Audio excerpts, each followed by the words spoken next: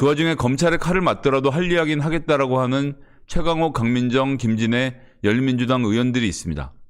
특히나 최강욱 의원은 말도 되지 않는 선거법까지 기소가 되어 지금 법정에서 열심히 싸우고 있습니다. 그럼에도 불구하고 검찰을 어떻게 개혁해야 되는지 이야기하고 관련된 법안들을 내놓고 있습니다. 이것이 국민이 알 때 국회의원들이 움직이게 되는 메커니즘입니다. 해서 윤석열 총장을 어떻게 잘라낼 것인가에 집중할 때라고 저는 생각하지 않습니다. 지금 실질적으로 쓸 수 있는 카드가 없는 것도 현실이고요. 그렇다라고 한다면 저는 당연히 지금의 중심은 사법개혁과 검찰개혁에 맞추어져야 한다고 생각합니다. 그러면 무엇을 어떻게 개혁할 것이냐? 저는 이런 말씀을 드리겠습니다. 일단 지금 가장 먼저 없애야 되는 것은 전관 비리 시장의 척결입니다. 전 세계적으로 우리나라 같은 전관 비리 시장이 만들어져 있는 나라는 없습니다. 심지어 그것을 우린 예우라고 불러왔습니다. 이 엄청난 전관 예우의 시장. 검사장하고 나가서 홍만표, 오피스텔 100채를 가졌던 주인공 아시죠? 한번 나가서 2, 3년 하면 100억을 버는 것이 우스운 일인 것이 지금 법조계의 현실입니다. 그럼 이 전관 비리를 어떻게 종식시킬 것이냐? 몇 가지 말씀드릴 수 있는 것이 있습니다. 우선 재판의 전 과정을 녹화해서 재판부가 어떤 말을 어떤 뉘앙스에서 하고 있는지 기록으로 남겨야 합니다. 그래서 재판부가 함부로 이야기하다가 나중에 입장을 바꾸는 일을 미연에 방지해야 합니다. 그리고 모든 재판 판결문은 데이터베이스화해서 공개해야 합니다. 미국은 심지어 재판의 데이터베이스뿐만 아니라 고소장까지도 전부 다 공개를 합니다. 돈 200~300원 1불, 2불 정도를 내면 모든 사람들이 판결문과 고소장을 검색해서 찾아볼 수 있습니다. 그렇게 데이터베이스가 축적되어서 어떤 재판이 어떤 기조로 어떻게 치러지게 되는지 국민들이 알 필요가 있습니다. 그리고 검찰에서 고위공직자를 불기소했을 때는 왜 불기소를 했는지 그 이유를 무조건 공개하도록 만들어야 합니다.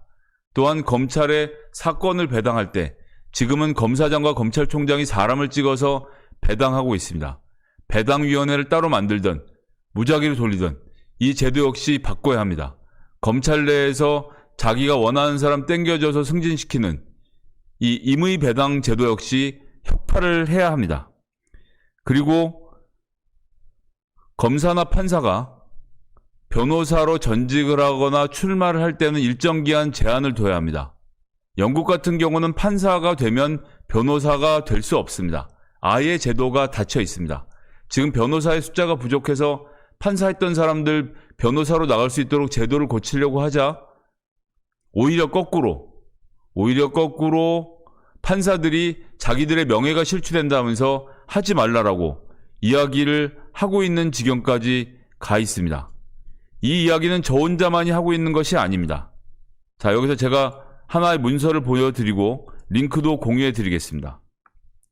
해외 전관예우 규제 사례와 국내 규제 방안 모색, 퇴직법관의 변호사 개업에 대한 해외 규제 사례 해서 사법정책연구원에서 만들어 놓은 좋은 문서가 있습니다.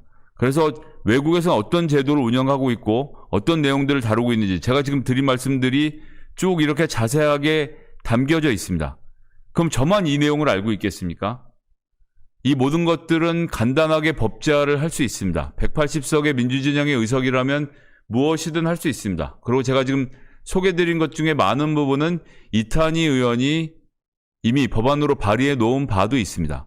이런 것들의 제도를 고치는 것이 지금 필요한 시기입니다. 윤석열 총장이 아무리 수사권을 가지고 정부 인사들을 괴롭히고 민주당 의원들을 잡아간다고 하더라도 180명을 잡아갈 수는 없습니다. 지금부터 1년 동안 단 한 명의 의원도 투표를 못하도록 윤석열이 막아낼 방법은 없습니다. 우리가 해야 될 것은 입법입니다. 정치인들이 그것을 하라고 국회에 보내준 것입니다. 저는 국회에 가지 못했지만 국회의원들이 가장 무서워하는 것은 바로 유권자인 여러분들입니다.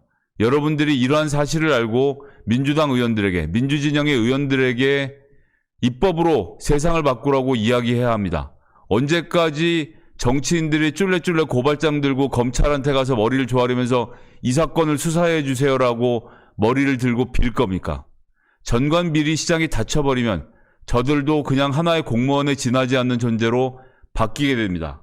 전관 비리 시장이 닫혀버리면 스폰서가 무너지게 됩니다. 전관 비리 시장이 닫혀버리면 스폰서가 무너져서 검사들을 데리고 룸사롱에 갈 수도 없게 됩니다. 그저 열심히 일해서 월급 많이 받는 검사장이 되고 검찰총장이 되려고 승진 싸움을 할 수밖에 없는 상태로 됩니다. 이렇게 하면서 수사권과 기소권을 분리해야 합니다. 로드맵을 내놓아야 합니다. 정교하게 계획을 짜야 합니다. 경찰이 수사권을 넘겨받을 수 있도록 국가수사본부를 강화해야 합니다. 최강욱 의원이 법안을 면밀하게 준비하고 있습니다. 이런 과정을 통해서 수사권 이양의 타임라인을 만들고 문재인 정부 남은 임기 동안 수사권을 이양하는 계획을 전면 도입하고 이것을 법에 못 박아야 합니다. 국정원이 이번에 개정한 대공수사권 이첩하는 방안도 3년 후에나 이양하도록 되어 있습니다. 우리가 지금 법을 만들면서 2021년엔 무엇 하고 2022년엔 무엇 하고 2023년에는 중대재해를 일으킨 기업들의 수사까지 경찰이 한다로 법안에 집어넣어서 마무리를 지으면 됩니다. 지금이 입법의 골든타임입니다.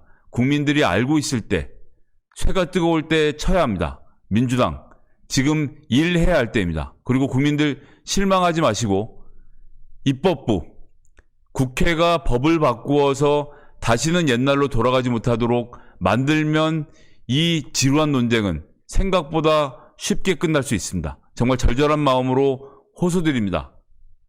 정치가 법을 바꿔서 검찰개혁, 사법개혁을 완수해야 합니다. 즉문즉답으로 돌아오겠습니다.